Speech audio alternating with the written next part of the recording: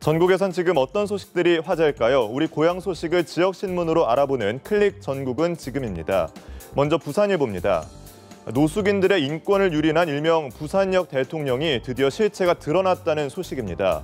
부산역 노숙인들을 선원으로 팔아넘겨 배를 불린 브로커 50대 한모 씨가 결국 경찰에 붙잡혔습니다. 부산에서 그동안 소문만 무성했던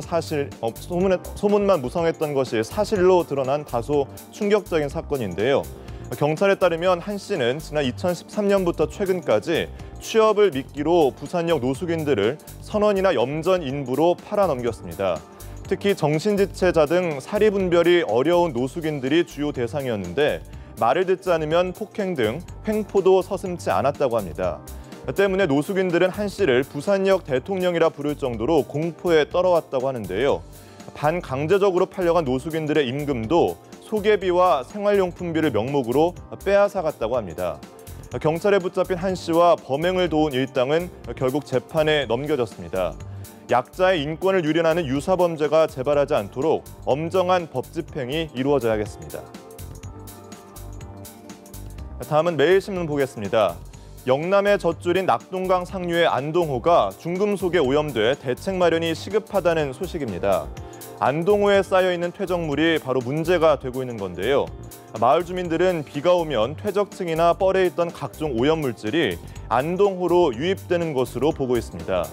실제로 매일신문이 살펴본 결과 안동호의 물고기가 떼죽음을 당하는가 하면 중금속에 오염된 물고기를 먹고 목숨을 잃은 철새들도 늘고 있다고 합니다. 더 큰 문제는 이 호수가 오랫동안 주민들의 취수시설로 사용돼 왔다는 점인데 특히 최근 한 달 사이 4명의 주민이 뇌졸중으로 쓰러져 문제가 더 커지고 있다고 합니다. 안동호 물을 마셔온 마을에 이처럼 각종 질환자들이 늘고 있다는 주장도 제기되는 상황인데 대체 안동호에서 어떤 일이 벌어지고 있는지 정확한 조사와 대책이 시급한 상황입니다. 마지막으로 광주일보입니다. 일명 도로 위 무법자라 불리는 불법행위 화물차 운전자가 여전히 근절되지 않고 있다는 소식입니다.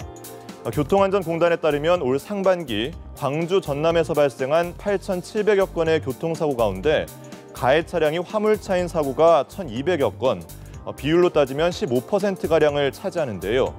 눈에 띄는 점은 전체 교통사고 사망자 가운데 25%가 화물차 가해로 발생했다는 겁니다. 더 심각한 것은 끊이지 않는 화물차 운전자들의 음주운전 사고인데요. 올해 들어 광주 전남에서만 980여 명의 화물차 운전자가 음주운전으로 적발됐습니다. 그런가 하면 또 화물차 불법 변경이나 과적 등의 일탈 행위도 심각한 수준인데요.